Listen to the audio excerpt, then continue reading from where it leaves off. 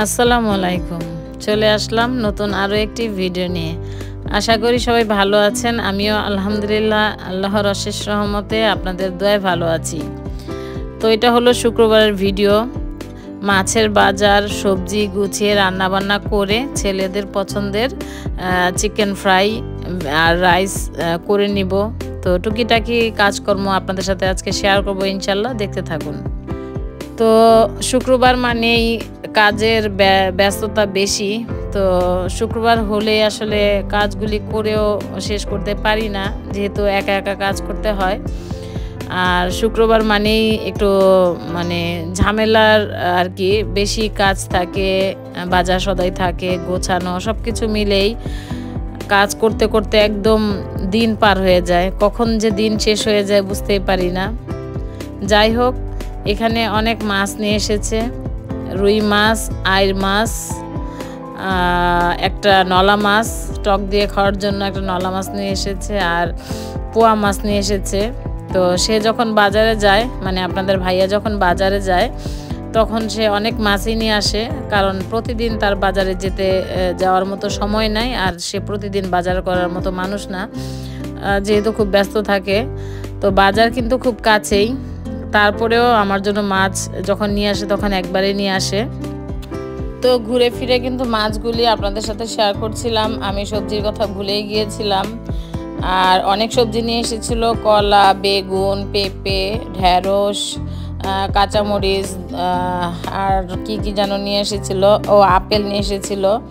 তো সবজিটা আর আমার খেয়ালই ছিল না, যেহেতু মাছ ধরে ফেলেছি, তার জন্য সবজির কথা ভুলেই গিয়েছিলাম। যখন মাছ ধরেছি তখন একবারে মাছগুলি ধুয়ে টুয়ে গুছিয়ে ফ্রিজে রেখে দিয়েছি। পরে আমি ভুলেই গিয়েছি, সবজিগুলি আপনাদের সাথে আর শেয়ার করতে পারি নাই। তো দেখতেই পাচ্ছেন আমি একটা একটা করে মাছগুলি দেখাইতেছিলাম। তো এই তো দেখেন, এক বল সবজি আর কি। এই সবজিগুলিও আমার প্রায় এক সপ্তাহ চলে যাবে খেতে খেতে আর কি। তো মাছগুলি আমি ভালো মতো ধুয়ে পলিতে করে রাখছি, কারণ এখন বক্স খুঁজতে গেলে আমার 12টা তো এমনি বেজে গেছে, আরও 12টা থেকে 13টা বেজে যাবে বক্স, কারণ হাতের কাছে বক্সগুলি থাকে না। আমি সাধারণত বক্সে মাছগুলি রেখে থাকি। তো এই মুহূর্তে আমি হাতের কাছে বক্স খুঁজে পাচ্ছি না, আর এত গরম পড়েছে যে আমি কাজ করতে আমার খুব কষ্ট হইতেছিল। এগুলি ধোয়া, পরিষ্কার করা, তারপরে রান্নাবান্না করা, সব কিছু মিলে আমি একটু কেমন জানি অস্বস্তি ফিল করতেছিলাম। তো যাই হোক, কিছুই করার নাই। দেখতেই পাচ্ছেন কতগুলি সকালের নাস্তার খাবারের পরে হয়েছে, এগুলিও ধুইতে হবে। তো আমি সব মাছগুলি একসাথে ছোট ছোট প্যাকেট করে ডিপ ফ্রিজে আমি এখন রেখে দিব আর কি।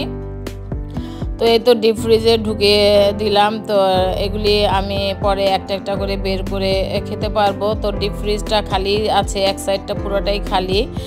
আর এগুলি আমার কিছু আম, জলপাই আছে আর কি। তো এরপরে দেখি টমেটো আনে নাই, ধনিয়া পাতা আনে নাই, তো টক খাবে চালতা আনে নাই। তো এগুলি আনাইছি। আর ছেলের মুরগি আনে নাই, যেহেতু ছেলেরা চিকেন ফ্রাই আর রাইস খাবে। তো আমি ওগুলি গুছিয়ে টুছিয়ে আগে সিঙ্কটা পরিষ্কার করে নিব, কারণ রান্নাঘরে রান্না করতে আসলে যদি আমি এলোমেলো দেখি তখন আমার নিজের কাছেও ভালো লাগে না, খুব খারাপ লাগে। নোংরা আমি আসলে কেউ পছন্দ করে না, আর আমিও তো করি না। তার জন্য ভাবলাম এগুলি আগে ধুয়ে তারপরে আমি রান্না শুরু করব। তো রান্না বান্না তেমন একটা আজকে শেয়ার করব না, শুধু মাছটা আমি একটু দেখানোর চেষ্টা করব। আমি যে মাছগুলি আজকে আইর মাছটা রান্না করেছি।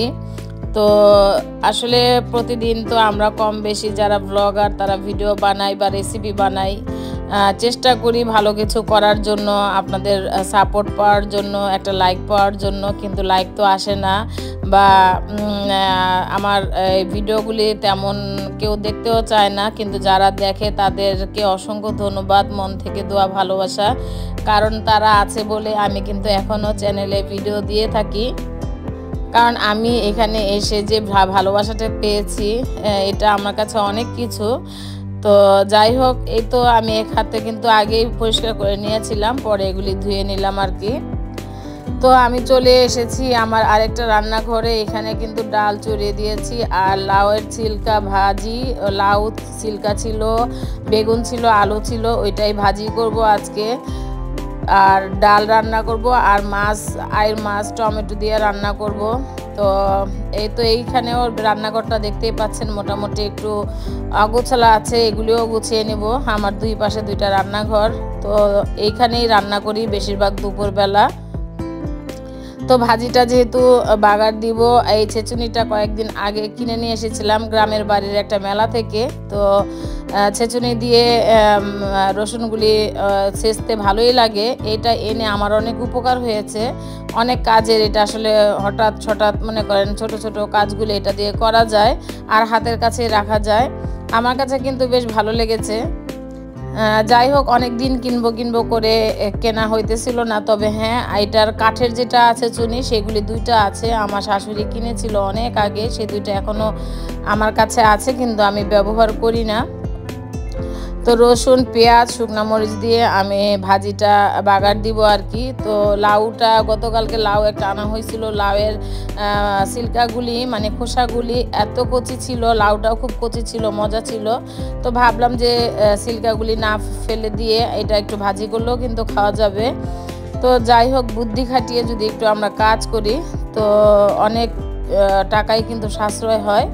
যেমন আমি এখন অন্য কোনো ভাজি করি নাই, ওই লাউয়ের সিল্কাটা দিয়ে ভাজি করেছি। আর একটা লাউ কিনতে গেলে কিন্তু 100 টাকা লাগে। তো 100 টাকার দিয়ে একটা লাউ কিনে কেন ফেলে দিব, সেটা যদি কচি হয়ে থাকে তাই আর কি।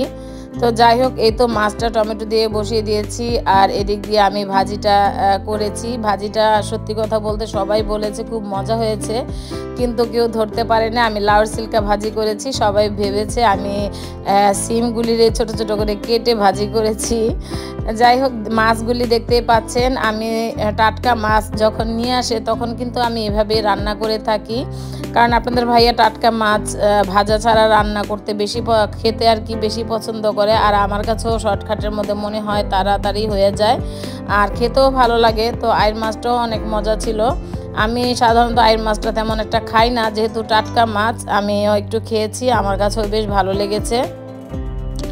তো ধনিয়া পাতা ছিল না, ধনিয়া পাতা এনে তারপরে এই মাছের মধ্যে দেওয়া হইলো। তো মাছটা রান্না বান্না করে তারপরে ছেলেদের জন্য চিকেন ফ্রাই আর রাইসটা করে নিব। তো আমার আজকের এই ভিডিওটি আপনাদের কাছে কেমন লেগেছে কমেন্ট করে কিন্তু জানাবেন, ভুলবেন না। আর একটা লাইক দিয়ে যাবেন। লাইক কেন দিতে চান না জানি না, ভালোবেসে যদি থাকেন, ভিডিও দেখে থাকেন, একটা লাইক দিলে দোষ কোথায়। তো যাই হোক, এই তো এখানে ফ্রাই প্যানের মধ্যে আমি বেশ কিছুটা বাটার দিয়ে দিয়েছি, রসুন কুচি দিয়েছি। আমি আমার মতো করে রাইসটা রান্না করছি আর কি। জানি না আপনাদের কাছে কেমন লাগবে, তবে আমার ছেলেরা খেয়ে বলেছে অনেক মজা হয়েছিল। তো সবাই একটু একটু করে খেয়েছিল, কিন্তু আসলে উপস্থিত যতটুক আমি রান্না করেছিলাম, মানে আমার ছেলেদের জন্য, 2 ছেলের জন্য রান্না করেছিলাম, কিন্তু খেয়েছে কিন্তু অনেকেই।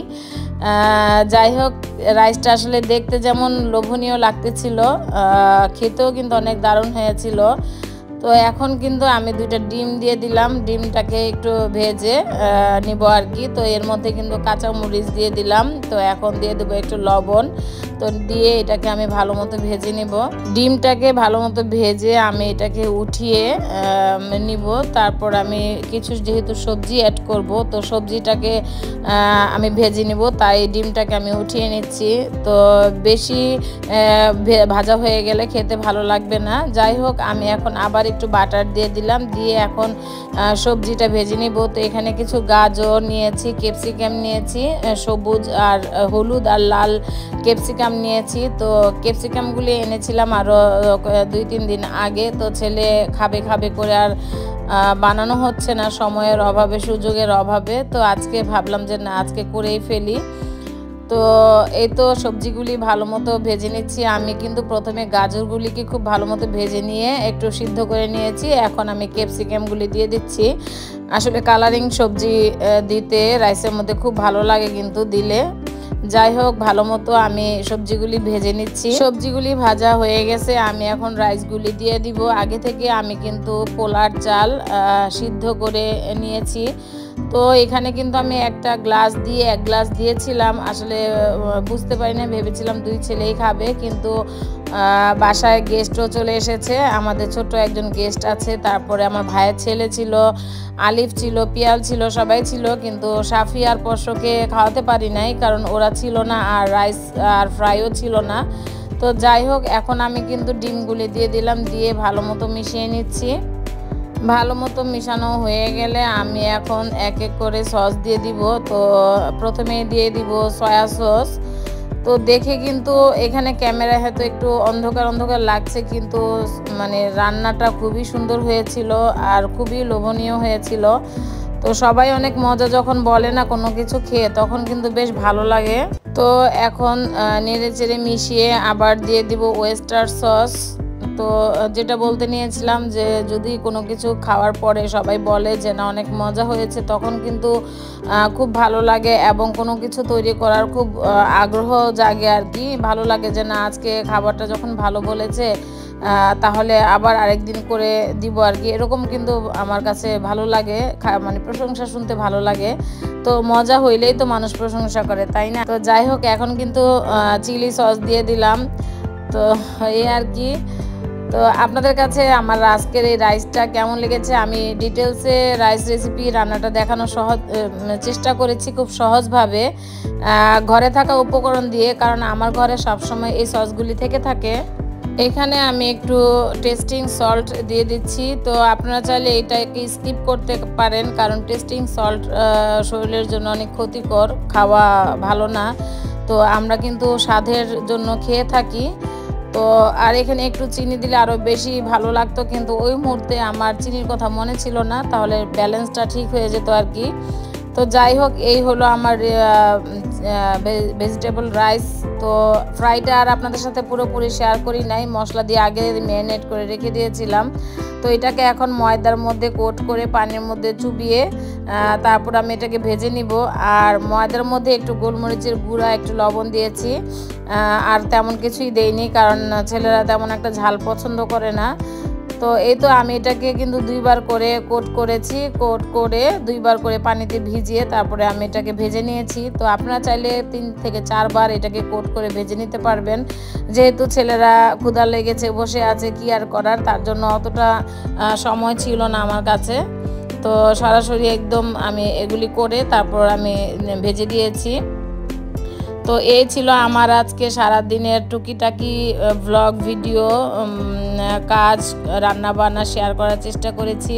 কেমন লেগেছে অবশ্যই কিন্তু কমেন্ট করে জানাবেন। আর যারা নতুন এসেছেন, নতুনদের উদ্দেশ্যে বলবো, জানি না আমার কথাগুলি শুনবেন কি না, অনেকে বলে যে ব্যাগ কি বলে যে সাপোর্ট করেছি, সাপোর্ট করলে সাপোর্ট পাবেন, আর মানে কেমন কমেন্টগুলি করে যে বন্ধু করেছি, বা আসলে যারা নতুন তারা হয়তো বা অনেক কিছু জানে না, তার জন্য এরকম ভুলগুলি করে থাকে।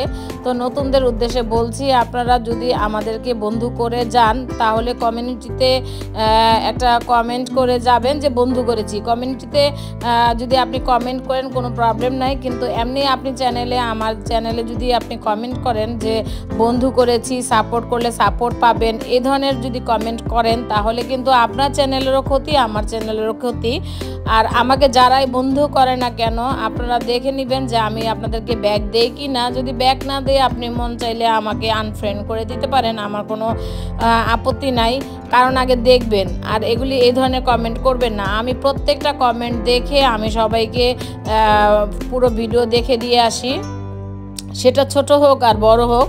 বড় হলে একটা দেখে দেই, ছোট হলে 2টা থেকে 3টা দেখে দেই, এটা আপনারা প্রমাণ পাবেন, আমি সবসময় এটা করে থাকি। তো এই হলো আমার খাবার রেডি, আজকের মতো বিদায়, আল্লাহ।